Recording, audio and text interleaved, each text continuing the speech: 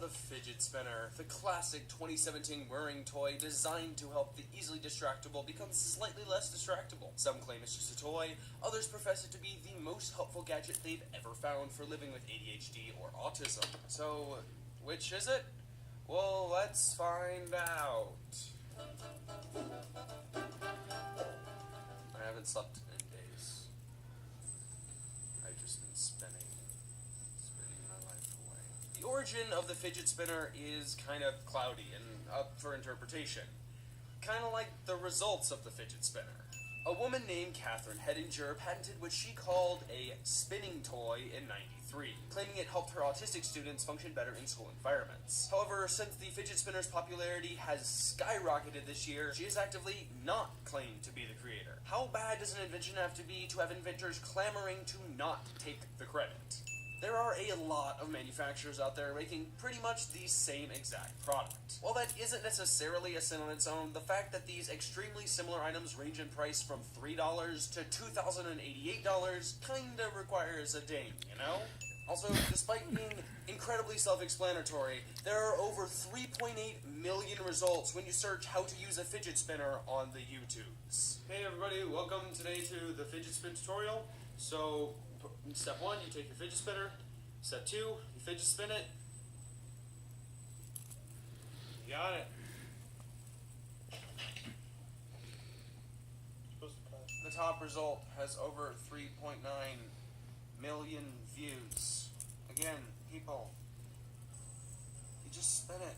One fidget spinner reviewer found that the Rotoblade model in titanium started to get gritty and make funky noises after a few hours of use. Now, I expect things like this from a few products like yo-yos or prostitutes, but fidget spinners, whose only job is to spin? I think not. Now, these are toys, so some wear is to be expected. But here's the thing. The Rotoblades cost anywhere from $117 to $135. Bobby, Rotoblade also advertises to be a bottle opener and a phone stand. That's a good deal. Yeah, I love placing fragile, scratchable glass screens on roughly edged metal that I'm supposed to be using to help me do other things than look at my phone. Also, the Rotoblade functions as a cigar stand, showing that they think their target audience is James Bond villains, when in reality, it's just human versions of the autistic screeching me. Now, don't worry, I'm not just going to focus on the Rotoblade. There are plenty of other spinners out there to me. For instance, the fingertip gyro hand spinner fidget, which was advertised as a bottle opener and in the same sentence promoted as a great toy for kids. Son, bring me a fucking beer. Oh, but Dad, I don't have any way of opening a beer. Because I'm just a kid, so I don't have access to tools like that, because my innocence needs to be protected, but also because the sharp edges on a bottle opener could be dangerous to a kid that is my age. Oh wait, I got you one of those spinny toys. It's in the box by the door. You can use that to open a beer for me, but never open a beer for yourself because beer's bad for kids, and you should only use the spinner for spinning and nothing else, as it was advertised from Amazon. Now, let's not forget about the Belai fidget spinner toy, which glows in the dark. You know, for those times that a kid with serious attention issues is trying to sleep and needs to spin something and look at it in order to not be distracted from sleep. Makes sense. The Vulcan Titanium Antisocial Hand Spinner Fidget Toy, nice name by the way, comes in 3 versions. Pink for $6, Army Green for $78, and Titanium for $140. So much for the pink tax. Take that, Amy Schumer. A 3D printing site made a post on May 16th, 2017 called 48 Best Fidget Spinner / Hand Spinner Toys to Buy or DIY. Regardless of the content, there should not be a best 48 of anything.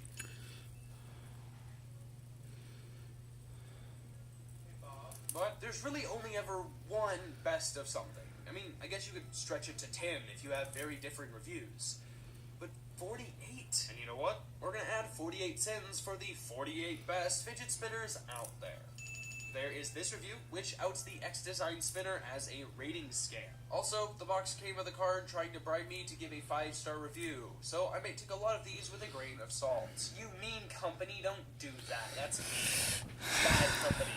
I wrote the script for this video at May 18th, 3:29 p.m. That day, there were 9 new reviews on the Gong Fu Fidget Spinner, which is the first thing to come up when you search fidget spinner on Amazon. 6 of them were only 1 star.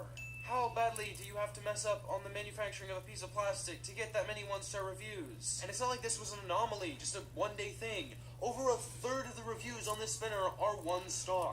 Even the best-selling spinner on Amazon, on sale for $4, has 1-star ratings racking up 21% of their overall reviews. Do you know how bad a $4 item has to be to get a 1-star review?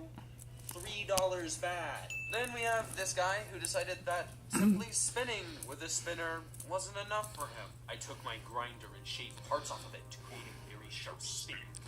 Death. It's great for parties and just chilling with death on the go. And it's really fun to gamble with it too. I bought this for this episode to make fun of it, but now I've been non-stop using it for about 4 days. I don't know how to feel about that, and I don't know how to communicate my emotions effectively, so I'm going to lash out in anger and give you another sin.